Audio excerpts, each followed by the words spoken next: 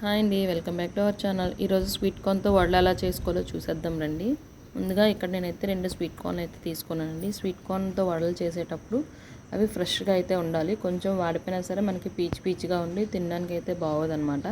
So ఇప్పుడైతే వీటిని అయితే శుభ్రంగా ఒలిచి వాటర్లో అయితే వేసుకున్నానండి. ఒకసారి బాగా క్లీన్ చేసుకోవాలి. క్లీన్ చేసుకున్న తర్వాత వాటర్ మొత్తం పోయేంత వరకు స్ట్రెయిన్ చేసుకొని దీన్ని అయితే మిక్సీ గిన్నెలో అయితే యాడ్ చేసుకోవాలండి. చూస్తున్నారు కదా, ఇలా మిక్సీ గిన్నెలో యాడ్ చేసుకునేటప్పుడు మనకు కావాలంటే ఇందులోనే అల్లం పచ్చిమిర్చి కూడా వేసుకోవచ్చు. ఇక్కడైతే పిల్లలు తింటారు కాబట్టి నేను ఓన్లీ స్వీట్ కార్న్ గ్రైండ్ చేస్తున్నాను. సో ఇలా మెత్తగా గ్రైండ్ చేసుకోవాలి. వాటర్ అనేది అస్సలు వేయొద్దండి. వాటర్ వేస్తే కనుక మనకి మొత్తం పేస్ట్లా అయిపోతుంది. సో ఇందులో ఇక్కడ నాకు ఆనియన్ అయితే కట్ చేసి వేసుకున్నానండి. మనకి 2 స్వీట్ కార్న్స్ తీసుకుంటే ఒక ఆనియన్ అయితే సరిపోతుంది. ఇందులోనే టేస్ట్కి సరిపడా ఉప్పు, అలాగే కొంచెం గరం మసాలా పొడి, ఇది ఇంట్లో ఆడించుకున్న గరం మసాలా పొడి అండి. అలాగే కొంచెం జీలకర్ర అయితే వేస్తున్నాను.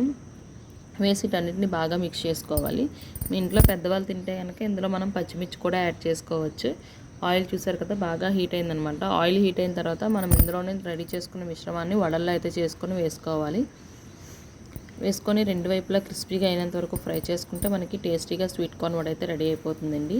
దీన్ని టమాటో కెచప్తో కానీ మైనీస్తో కానీ సర్వ్ చేసుకుంటే చాలా బాగుంటుంది. అంతేనండి video. Thanks for watching. Bye bye.